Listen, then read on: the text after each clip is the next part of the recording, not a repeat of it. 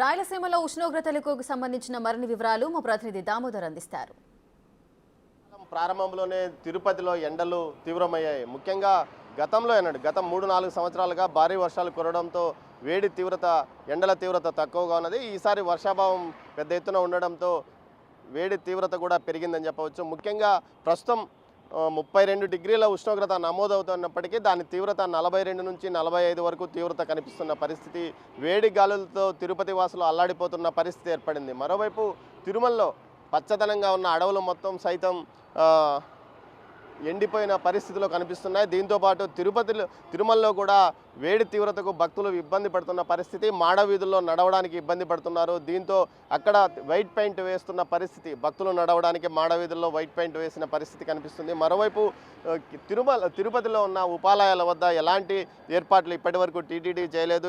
గతంలో చలవు పందిళ్ళు ఏర్పాటు చేసి భక్తులు దేవాలయంలోకి వెళ్ళేటప్పుడు వచ్చేటప్పుడు ఇబ్బంది పడకుండా ఏర్పాట్లు చేసేది. కానీ ప్రస్తుతం ఇంకా చలవు పందిళ్ళు వేసిన పరిస్థితి లేదు. మరోవైపు ఉమ్మడి చిత్తూరు జిల్లా వ్యాప్తంగా ఇదే పరిస్థితులు తలెత్తాయి. ముఖ్యంగా వేడి తీవ్రత వల్ల ఏదైతే మామిడి తోటల సీజన్, మామిడి కాపు పిందెగా మారే పరిస్థితుల్లో చాలా వరకు భూగర్భ జలాలు అడుగంటిపోవడంతో మామిడి తోటలకు సరైన నీరు కూడా అందడం లేదు. ఈ ఏడాది సరిగా వర్షాలు కురవకపోవడం వల్ల ఈ పరిస్థితి తలెత్తిందని చెప్తున్నారు. మరోవైపు గ్రామాల్లో ఎండ తీవ్రతకు పూర్తి స్థాయిలో పనులకు వెళ్ళవద్దండి, కేవలం 11 గంటలలోపు తమ పనులు ముగించుకొని వ్యవసాయ పనులు ముగించుకొని ఇంటి వద్ద ఉండండి అంటూ డాక్టర్లు హెచ్చరికలు చేస్తున్న పరిస్థితి ఏర్పడిందంటే చిత్తూరు జిల్లా వ్యాప్తంగా ఎండల తీవ్రత ఎంత ఉందో మనకు అర్థం చేసుకోవచ్చు. మొత్తం మీద ఈసారి అత్యధికంగా ఉష్ణోగ్రతలు నమోదవుతాయని వాతావరణ శాస్త్రవేత్తలు ఇప్పటికే ప్రకటించిన నేపథ్యంలో వేసవి ప్రారంభంలోనే మార్చి నెల మొదటి వారంలోనే ప్రస్తుత పరిస్థితులు ప్రజలకు భయాందోళన కలిగిస్తున్న పరిస్థితి.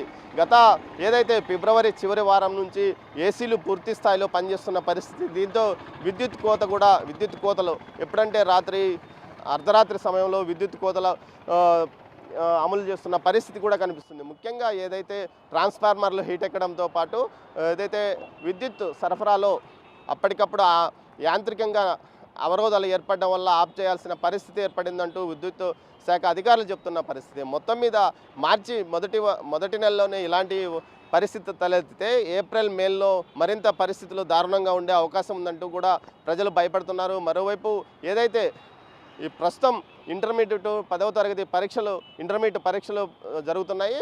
10వ తేదీ తర్వాత 10వ తరగతి పరీక్షలు కూడా ప్రారంభమయ్యే నేపథ్యంలో ఆ తర్వాత వేసవి స్కూల్స్ను కూడా త్వరలో ప్రారంభించాలని కూడా విద్యాశాఖ అధికారులను ప్రజలు కోరుతున్న పరిస్థితి. ముఖ్యంగా పిల్లలు కూడా స్కూల్లో ఉండడానికి భయపడుతున్న పరిస్థితులు ఏర్పడ్డాయి. మొత్తం మీద అయితే గత 4 సంవత్సరాల్లో ఇలాంటి వాతావరణం మాత్రం మొదటిసారిగా ఈసారి ఏర్పడింది.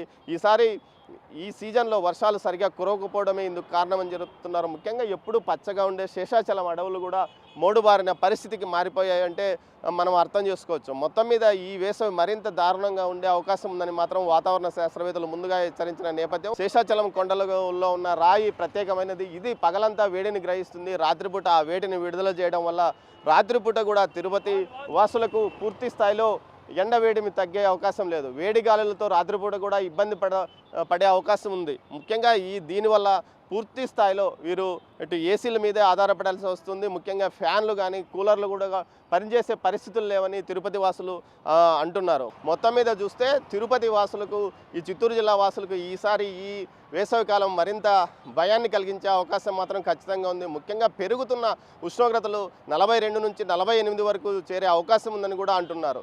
ఇది తిరుపతితో పాటు చిత్తూరు జిల్లా వ్యాప్తంగా ఉన్న వేసవి పరిస్థితి. కెమెరా పర్సన్ పురుషోత్తంతో దామోదర్, తిరుపతి నుంచి.